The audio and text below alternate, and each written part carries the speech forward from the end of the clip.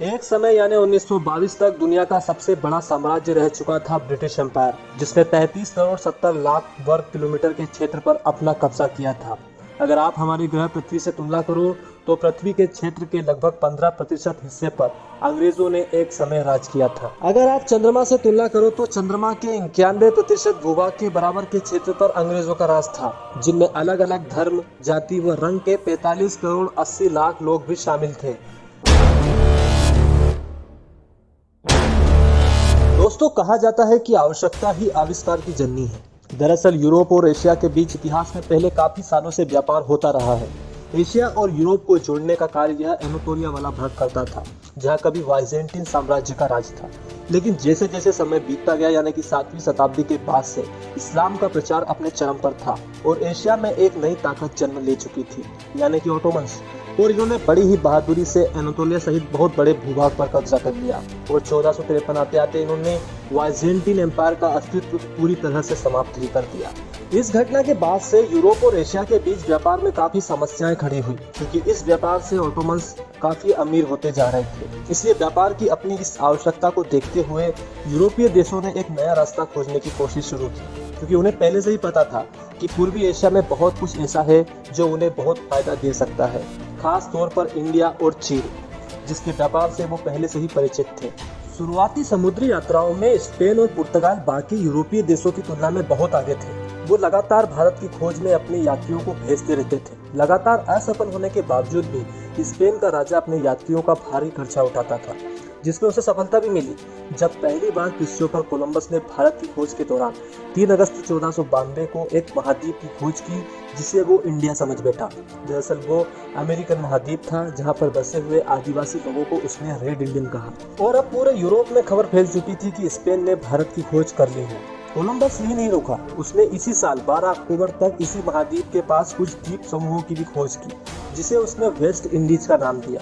और आज भी इन द्वीप समूहों का नाम वेस्ट इंडीज ही है। हालांकि इससे पहले 1487 तक पुर्तगाली अफ्रीका के दक्षिणी हिस्सों तक पहुंच चुके थे अपनी समुद्री यात्राओं के दौरान, क्योंकि अफ्रीका के उत्तरी हिस्सों की जानकारी पहले से ही यूरोपीय देशों को थी, क्योंकि उत्तरी अफ्रीका के कई हिस्से रोमन एम्पायर के हिस्से रह चुके थे।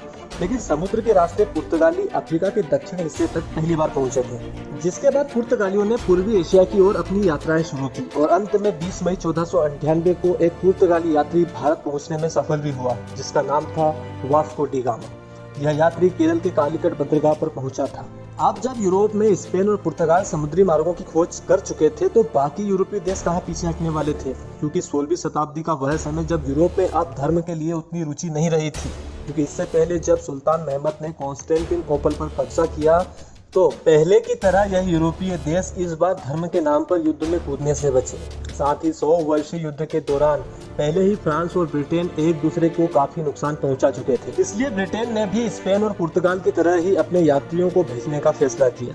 1496 में जब इंग्लैंड और स्कॉटलैंड दोनों अलग अलग राज्य थे, तब इंग्लैंड के राजा हेनरी 7 ने अपने एक यात्री जॉन कैवेट को उत्तरी अटलांटिक महाद्वीप में मार्ग खोजने के लिए भेजा।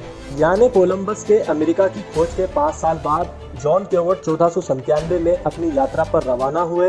यह ब्रिटेन की पहली कोशिश थी जब वो बाहरी दुनिया को खोजने की कोशिश कर रहा था, जिसमें वो असफल हो गया, क्योंकि जॉन कैवेट अमेरिका की जगह एक दूसरे द्वीप पर पहुंच गया, जो कि उत्तरी अटलांटिक में मौजूद था, यानी कि न्यू फाउंडलैंड। जिसके बाद ब्रिटेन ने और भी कोशिश की, लेकिन वो सफल नहीं हो पाया और इंग्लैंड ने अपनी कोशिशें कम भी कर दी थी। लेकिन पुर्तगाल और स्पेन इसमें आगे बढ़ते जा रहे थे, जिसके बाद फ्रांस भी आगे बढ़ना शुरू कर चुका था।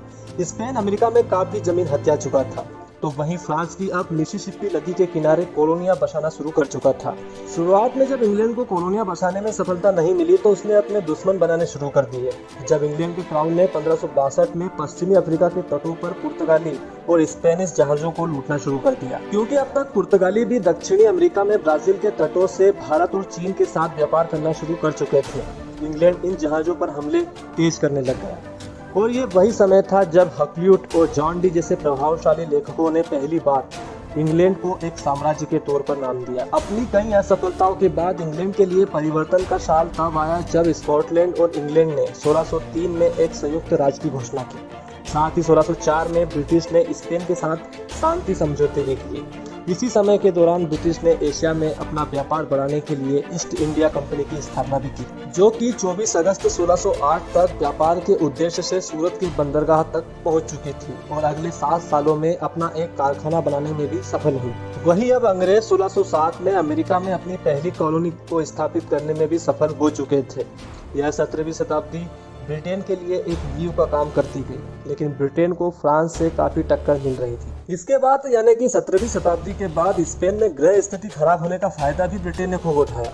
कुछ महत्वपूर्ण झटकों के बाद ब्रिटेन ने फ्रांस से न्यूफाउंडलैंड और अकाडिया छीन लिया, साथ ही स्पेन से जिब्राल्टर और मेनोरिका को भी छीन लिया। साथ ही साथ भारत में पुर्तगाली और डच ब्रिटेन को व्यापार में अच्छी खासी चुनौती दे रहे थे, जिसके कारण शुरू में ब्रिटेन और डच ने मिलकर पुर्तगालियों का काफी नुकसान किया, जिसके बाद ब्रिटेन और डच के बीच भी आपस में भिड़ंत हुई। इसी दौरान ब्रिटेन और डच के बीच तीसरा एंग्लो डच युद्ध भी हुआ, जो कि 1668 में जाकर खत्म हुआ तथा इनके बीच शांति स्थापित हुई, जिसके अनुसार भारत के मसालों का व्यापार डच ईस्ट इंडिया कंपनी संभालेगी तो कपड़ों का व्यापार ब्रिटिश ईस्ट इंडिया कंपनी संभालेगी। जब इन दोनों के बीच शांति हुई तो फ्रांस के साथ विरोध और बढ़ने लगा।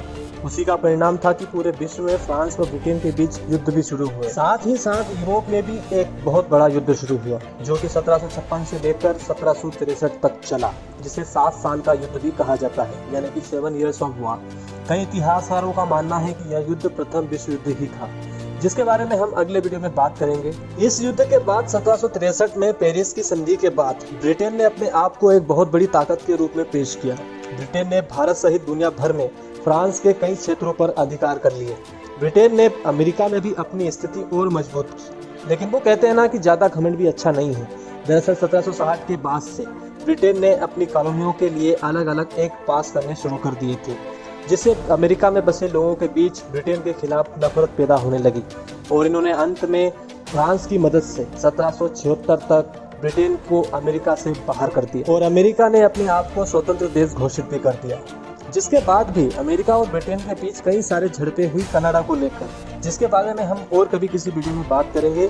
लेकिन 1814 में ग्रेन की संधि के बाद से अमेरिका ने खुद को कनाडा के भविष्य से अलग कर दिया। अमेरिका के रूप में हुए अपने सबसे बड़े नुकसान की भरपाई के लिए ब्रिटेन ने एशिया की ओर अपना ध्यान देना ज्यादा शुरू कर दिया और इसी का नतीजा था कि जेम्स कुक ने अपनी यात्रा के दौरान ऑस्ट्रेलिया महाद्वीप के पूर्वी तट की खोज की, जिसका नाम न्यू साउथ वेल्स रखा गया, जहां पर ब्रिटेन ने अपने देश के अपराधियों को यहां जेल के रूप में भेजना शुरू कर दिया था। हालांकि ऑस्ट्रेलिया महाद्वीप की खोज 1606 में एक डच यात्री द्वारा की गई थी। इस क्षेत्र को ईस्ट डच इंडिया कंपनी ने न्यू हॉलैंड का नाम भी दिया था, लेकिन अपनी कॉलोनी स्थापित करने में वो सफल नहीं हुए थे। इसलिए इस खाली पड़े क्षेत्र को ब्रिटेन ने अपनी कॉलोनी के रूप में स्वीकार किया और यहाँ पर भारी संख्या में आबादी बसाना शुरू की। शुरुआत उसने अपराधियों को लेकर की, जो वो जेल के रूप में इस महाद्वीप पर भेजा करते थे, लेकिन बाद में यहाँ बहुत बड़ी आबादी बसना शुरू हो चुकी थी। 18वीं शताब्दी के अंत तक ब्रिटेन ने भारत में अपनी स्थिति काफी मजबूत कर ली थी। लेकिन अगर आप इतिहास में पीछे देखोगे और यह जानोगे कि ब्रिटेन को सबसे ज्यादा नुकसान किन लोगों ने पहुंचाया है, तो 2 ही नाम आपके सामने आएंगे। पहला है हिटलर और दूसरा है नेपोलियन बोनापार्ट। जैसे ही फ्रांस की सारी सत्ता नेपोलियन के हाथों में आई तो यूरोप में नेपोलियन ने अपने विजयी अभियान शुरू कर दिए और यूरोप के काफी क्षेत्रों को जीत लिया। लेकिन नेपोलियन ब्रिटेन को नहीं जीत पाया, लेकिन ब्रिटेन की घेराबंदी करके उसे अच्छा खासा नुकसान पहुंचाया तथा अंत में जब सारे यूरोपीय देशों ने मिलकर 1815 तक नेपोलियन को हरा दिया था तो उसका सबसे ज्यादा फायदा ब्रिटेन को ही मिला। ब्रिटेन ने कई सारी फ्रांस की कॉलोनियों पर कब्जा कर लिया।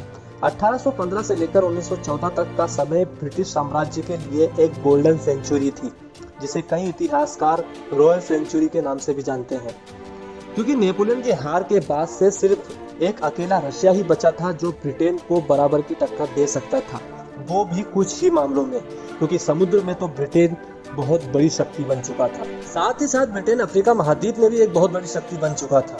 अफ्रीका से गुलामों के व्यापार में ब्रिटेन बहुत ऊपर था, लेकिन 1807 आते आते उसने गुलामों के व्यापार पर प्रतिबंध भी लगा दिए थे। साथ ही साथ ब्रिटेन ने रशिया के साथ विरोध की बढ़ती हुई स्थिति को देखते हुए अफगानिस्तान को भी एक बफर जोन बना दिया था, ताकि रशिया भी कभी भारत की ओर आगे न बढ़े। हालांकि रशिया को रोकने के लिए जापान ने भी ब्रिटेन की काफी मदद की थी, जब 1907 में जापान ने पहली बार रशिया को युद्ध में हरा दिया था, जिसका फायदा ब्रिटेन को बहुत मिला। तो दोस्तों, इसके बाद की कहानी पर हम अगले वीडियो में बात करेंगे, जिसमें हम प्रथम विश्व युद्ध के बाद ब्रिटिश साम्राज्य की स्थिति के बारे में बात करेंगे, जब ओटोमन एम्पायर टूटा था। क्योंकि 20वीं सदी में अब तक कई और नई ताकतें अस्तित्व में आ चुकी थी, जिनमें जर्मनी, अमेरिका व जापान भी शामिल थे, जो कि ब्रिटेन को अच्छी खासी चुनौती अब देने लगे थे। आने वाले अगले वीडियो में हम बात करेंगे ब्रिटिश साम्राज्य के गिरने के बारे में भी। तो दोस्तों, आशा करता हूँ कि आपको वीडियो पसंद आया होगा। अगर पसंद आए तो प्लीज़ लाइक कीजिए, साथ ही साथ अपने दोस्तों के साथ शेयर भी कीजिए। जय हिंद, वंदे मातरम।